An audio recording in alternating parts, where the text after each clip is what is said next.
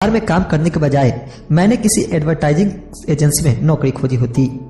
चाहे इस काम में वेतन कम भी मिलता, परंतु इससे यह सीख जाता कि सफल एडवर्टाइजिंग में प्रयुक्त होने वाले शॉर्टकट का प्रयोग किस तरह होता है। उसे अपना कुछ समय जनसंपर्क में भी देना होता, जो एक महत्वपूर्ण दक्षता है।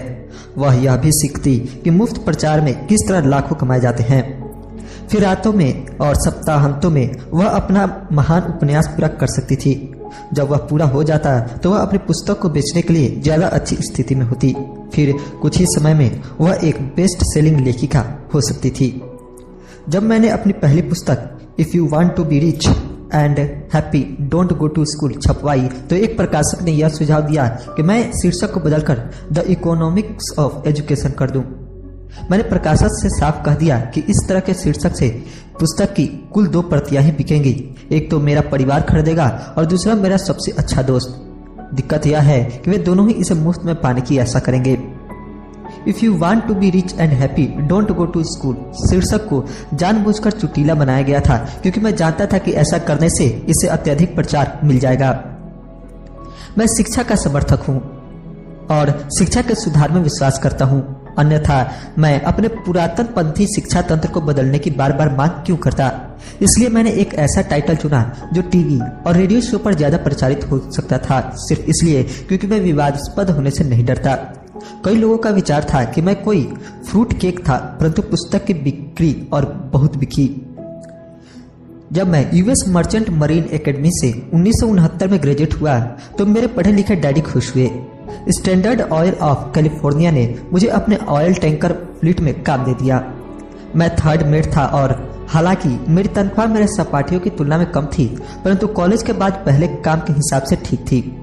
मेरी शुरुआती तनख्वाह $42,000 प्रति वर्ष थी, जिसमें ओवर टाइम भी शामिल था और मुझे केवल 7 महीने काम करना पड़ता था। बाकी के 5 महीने मेरी छुट्टियां होती थी। अगर मैं चाहता तो मैं एक सहायक शिपिंग कंपनी के साथ वियतनाम जा सकता था और अपनी 5 महीनों की छुट्टियों के बदले में अपनी तनख्वाह दुगनी कर सकता था। मेरे सामने एक बहुत बढ़िया करियर था, परंतु मैंने 6 महीने बाद ही इस्तीफा दे दिया और मरीन कॉर्प्स में भर्ती हो गया ताकि मैं हवाई जहाज उड़ाना सीख सकूं। मेरे पढ़े लिखे डैडी का दिल टूट गया। अमीर डैडी ने मुझे बधाइयां दी। स्कूल और नौकरी में विशेषज्ञता का विचार एक लोकप्रिय विचार है, यानी कि ज्यादा धन कमाने के लिए या प्रमोशन हासिल करने के लिए आपको विशेषज्ञता हासिल करने की जरूरत है। इसलिए मेडिकल डॉक्टर्स तत्काल बाल रोग विशेषज्ञ या अस्थि रोग विशेषज्ञ जैसी विशेषज्ञता हासिल करने में जुट जाते हैं। यही अकाउंटेंट्स, आर्किटेक्ट्स, वकीलों, पायलटों और बाकी लोगों के बारे में भी सही है। मेरे पढ़े लिखे डैडी इसी विचारधारा में विश्वास रखते थे, इसलिए वे डॉक्टरेट मिलने के बाद रोमांचित हो गए थे। वे अक्सर यह मानते थे कि स्कूल में ऐसे लोगों का सम्मान किया जाता है जो कम से कम चीजों के बारे में ज्यादा से ज्यादा पढ़ते हैं। अमीर डैडी मुझे इसका ठीक उल्टा करने के लिए प्रोत्साहित करते थे। आपको हर चीज के बारे में थोड़ा थोड़ा पता होना चाहिए, यह उनका सुझाव था। इसलिए मैंने उनकी कंपनियों में कई विभागों में सालों तक काम किया। कुछ समय के लिए मैंने उनके अकाउंटिंग डिपार्टमेंट में काम किया। हालांकि मैं कभी अकाउंटेंट नहीं बन सकता था, परंतु वे चाहते थे कि मैं उस विभाग में रहकर उसके बारे में मोटी मोटी बातें सीख लूं। अमीर डैडी जानते थे कि मैं वहां की शब्दावली को पकड़ लूंगा और यह भी समझ लूंगा कि क्या महत्वपूर्ण होता है और क्या नहीं। मैं एक बस बॉय और कंस्ट्रक्शन वर्कर के रूप में भी काम कर चुका हूं और सेल्स, रिजर्वेशन और मार्केटिंग में भी। वे मुझे और माइक की सीढ़ी दर सीढ़ी सिखा रहे थे। इसलिए वे चाहते थे कि हम लोग उनके बैंकर्स, वकीलों, अकाउंटेंट्स और ब्रोकर्स के साथ बैठकों में भाग लें। वे चाहते थे कि हम लोग उनके साम्राज्य के हर पहलू के बारे में थोड़ी बहुत जानकारी रखें।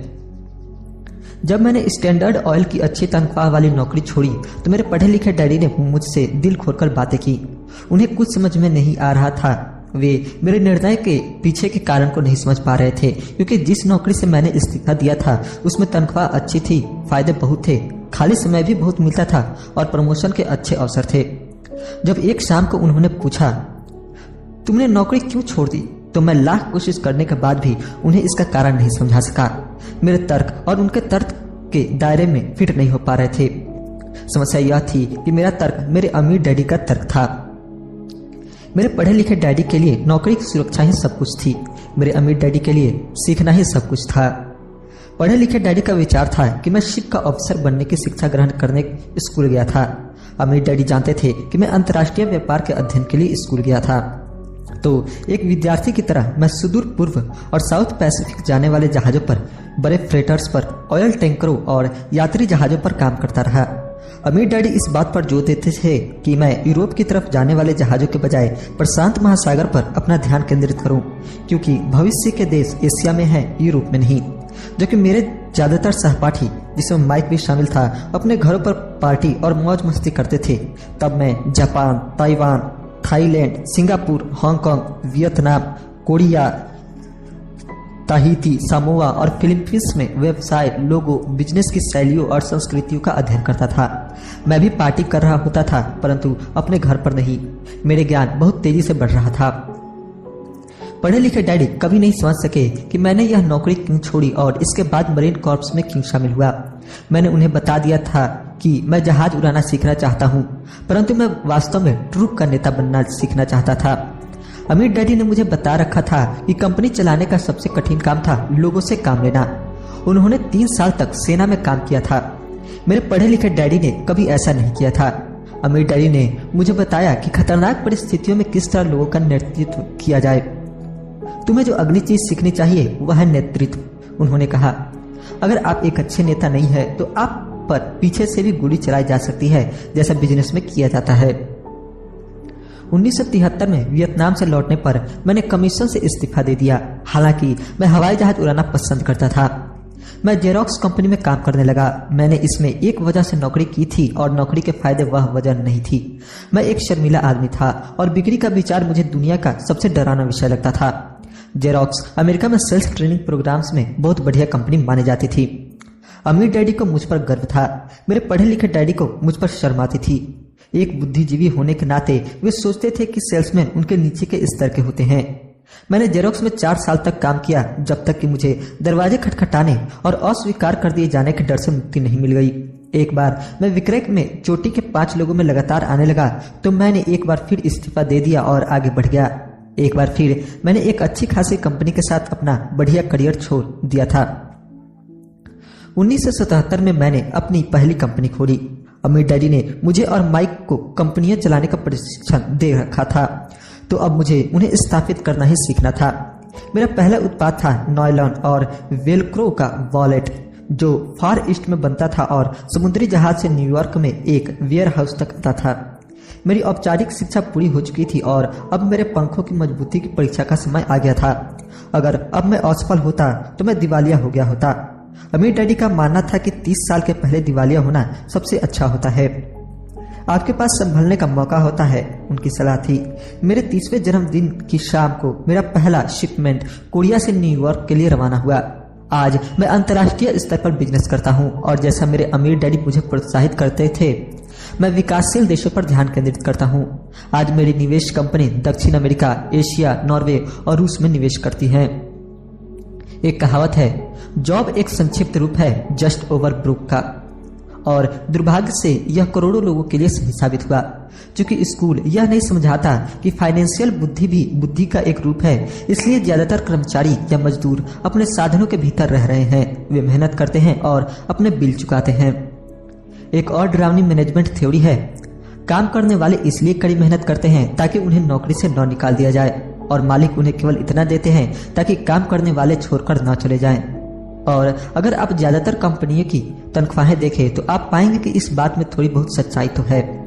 इसका कुल परिणाम यह होता है कि ज्यादातर कर्मचारी आगे नहीं बढ़ पाते।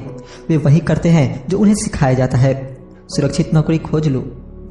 ज्यादातर काम करने वाले कम समय में पुरस्कारों जैसे वेतन और दूसरे फायदों के लिए काम करते हैं, परंतु दीर्घकालीन दृष्टि से यह उनके लिए घाटे का सौदा साबित होता है। इसके बजाय मैं युवा लोगों को यही सलाह दूंगा कि नौकरी खोजते समय वे इस बात पर कम ध्यान दें कि वे कितना कमा रहे हैं और इस बात पर ज्यादा ध्यान दें कि वे कितना सीख रहे हैं।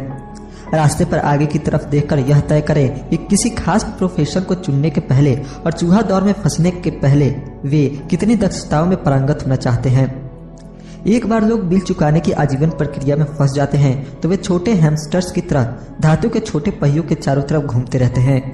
उनके छोटे पैर तेजी से घूमते हैं, पहिए भी तेजी से घूमते हैं, परंतु आने वाले कल में भी वे उसी पिंजरे में रहेंगे, नौकरी।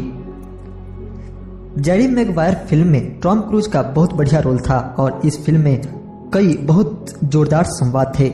शायद सबसे यादगार लाइन थी, मुझे पैसा दिखाओ।